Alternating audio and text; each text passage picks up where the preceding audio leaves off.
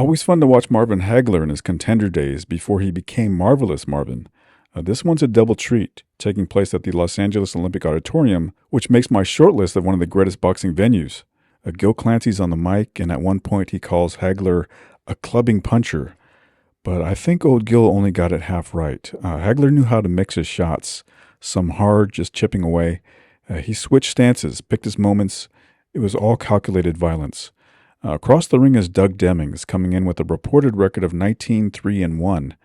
He mostly fought out of Minneapolis, but never built much of a hometown following. He did have skills, runner-up at the 1972 Golden Gloves, but that kind of pedigree gets you a ticket to the game, not center stage. Demmings didn't excite. He didn't have the style fans craved or promoters could sell, so he bounced around to get fights, drove a school bus to pay the bills. He comes into this one after going the distance in a 15-round loss to Sugar Ray Seals. Demmings is unranked. Hagler, meanwhile, was ranked 7th by the WBC. Dr. Schwartz at ringside, judging at ringside, Chuck Hassett. On my left at ringside, judging George Latka. Man in charge in the ring, the referee, Larry Rosadia. Here we go. On my left, out of the black corner, wearing blue velvet trunks from Minneapolis, Minnesota. A fine record of 32-2 at 59 3/4, Doug Demmings. And his opponent on my right, fighting out of the white corner, wearing red velvet trunks. At 158 1/4 with a fine record of 38-1-2. From Brockton, Massachusetts, they call him Marvelous Marvin Hagler. Now, in the world, he's the one with no hair and the good left hand.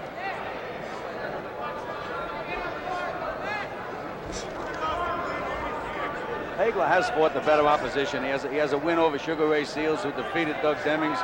He's also beaten Kevin Finnegan and Mike Cole, but he's been in with some pretty good middleweights. Hagler at 158 3/4, Demmings at 159 3/4. And this division can really punch, right? Hagler looks like the heavyweight compared to Demmings. Whoa! Did the knees buckle that time? How good was that left hand? Well, I tell you, it was a good punch, but the glove was open. This is only the first round.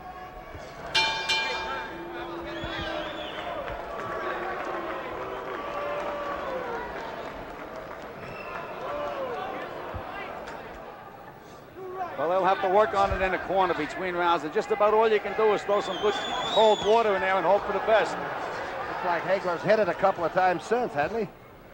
Hagler got to hit him with a very good left hand. The kid took it well. He doesn't have much movement of the feet, though, does he? Demmings I'm talking about. He's sort of got a wide stance, hasn't he? I tell you, Demmings threw a nice combination, but his punches are more or less arm punches and slaps. He doesn't close his glove. With all the punches thrown, the fellow's bleeding from the nose is Marvelous Hagler from that right uppercut was thrown, and Demmings is bleeding from the mouth. Well, if we were judging the fight by blood, then it would be an even fight right now. Hagler from Boston and Demmings from Minneapolis. This is from Hagler. He's quick. He's moving, feinting, punching, and getting out of there. See him take that step over to the left? That's what you have to do against the southpaw. Hagler's got a tough-looking jab, though, doesn't he? He's tough from the top of his head to the bottom of his feet, Tom. Well, Demmings isn't showing him too much respect. Hagler's had 30 knockouts in 37 fights, and Demmings is in there clowning.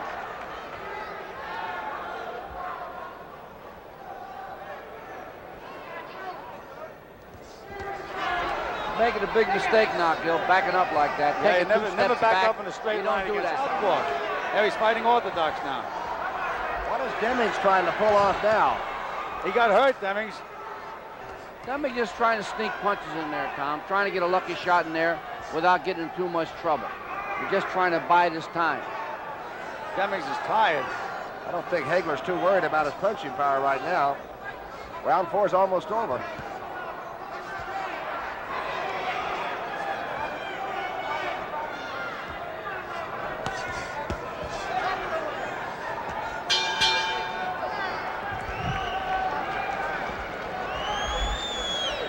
where it was bad, huh? That's right.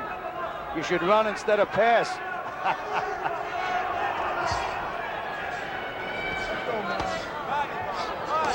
See, now he's orthodox again. That's a very effective move on Hagler's part. He just keeps switching. 1 minute he's southpaw, next minute he's back with the left foot in front. Boy, Very effective. He was trapped in the corner, and all of a sudden now he's got... He goes right-handed in the clinches, Tom. See, left foot in front. Right. He goes right-handed in the clinches. A couple of good right hands. Yeah, he's throwing all the solid punches. Neither one of them are going to the body much, are they? Hagler threw a beautiful right hand to the body before. Those are the kind of punches that take the little bit that Demmings has left out of him. There was another good right hand to the body. This is a no-no with a southpaw, staying on top of those ropes. Boy, Hagler looks like he's really in condition. Yeah, he's a real mechanic in there. He's throwing shots to the body, shots to the head. He's really taking charge. He hurt Demmings with that left hand. Hagler now lives in Brockton, Mass, a pretty good town for a fighter to come from, huh? Yeah, there was a young featherweight come out there by the name of Rocky Marciano. I tell you, he's hit Demmings with his Sunday punches. Nothing's happened.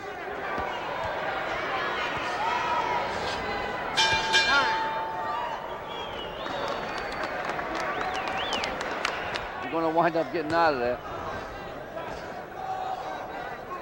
Yeah, he's a good-looking right-handed fighter. I'm talking about Hagler. Yes, he is. Yes. Who said he's a southpaw? Well, he's been a southpaw all his life, but this is a surprise. I guess it's a surprise to everybody. And it seems to me he fights better with his left hand extended.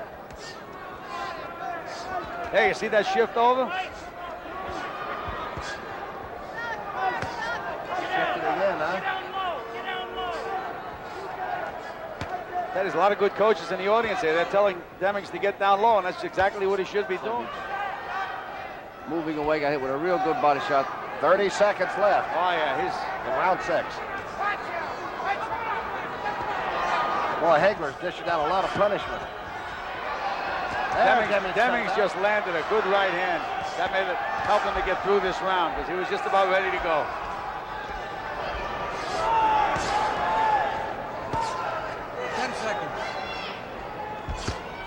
Good left hook, good right uppercut by Demmings. Another right uppercut.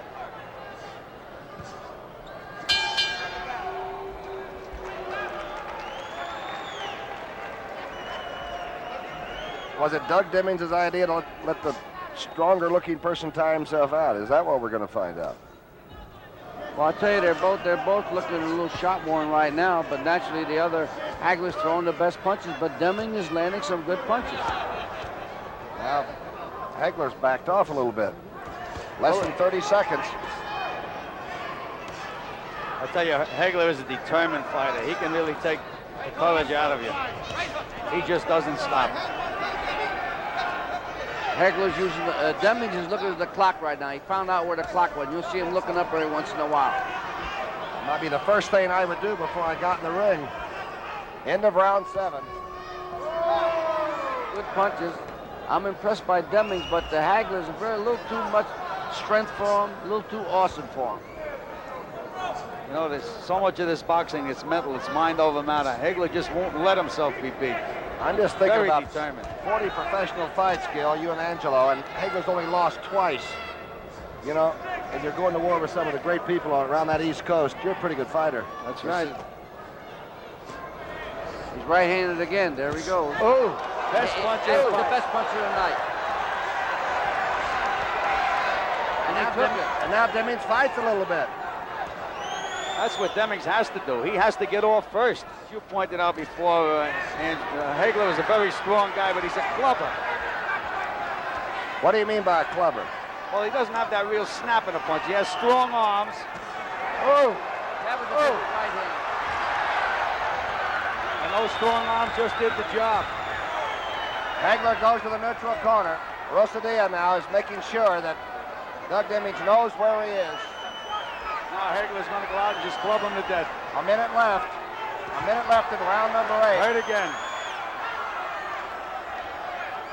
Oh, Again. All over. It's all over. That right hand was a number. Well, we have 47 seconds to go. No, it's all over, Gil. Yeah, it looks that way. It's all over. They should stop this fight. Hagler just looked at the referee and asked him to stop it. Rosadilla stops it. There it is. The winner's Marvin Hagler. His 31st knockout. It came with 38 seconds left in round number 8. The Olympic place, and I'll tell you, they really like it when the fight gets tough, when it gets down to closing time, don't they, around here? You see, we're talking about the difference between a clubber and a fellow with a snap in his punch, like a Carlos Palomino. He snaps that punch. Now you watch Hagler, he hits him with hard punches, and he's he right-handed. gets the job done, but you see they don't count 10. You probably caught it in the 5th round, Hagler barking at Demmings, "Come on." Sugar Ray Leonard later said that Hagler taunted him too, only with more colorful language. Demmings didn't come on. Later he said that fight with Hagler broke him. "I fought him with a broken hand," Demmings said. "It should have been an easy fight, but it was like I wasn't there. I had the blues. I let him get away." Demmings' career didn't just dip, it crashed. His managers were either leeches or ghosts. He couldn't get decent fights, so he went north, fighting in Canada. Some wins, some losses. He caught beatings from guys like Alan Minter, Dwight Davison, and John the Beast Mugabe. Demmings slid down the ladder rung by rung and called it quits in 1983. By 2002, he was gone. Pancreatic cancer took him at age 50. He was well regarded by former heavyweight contender Scott Ledoux, who often used Demmings as a sparring partner. "As a fellow fighter," Ledoux said, "you know what a guy has. He could work with anybody, box with anybody, and do well with anybody. Along with that, he was a good man. He was a gentle man outside the ring."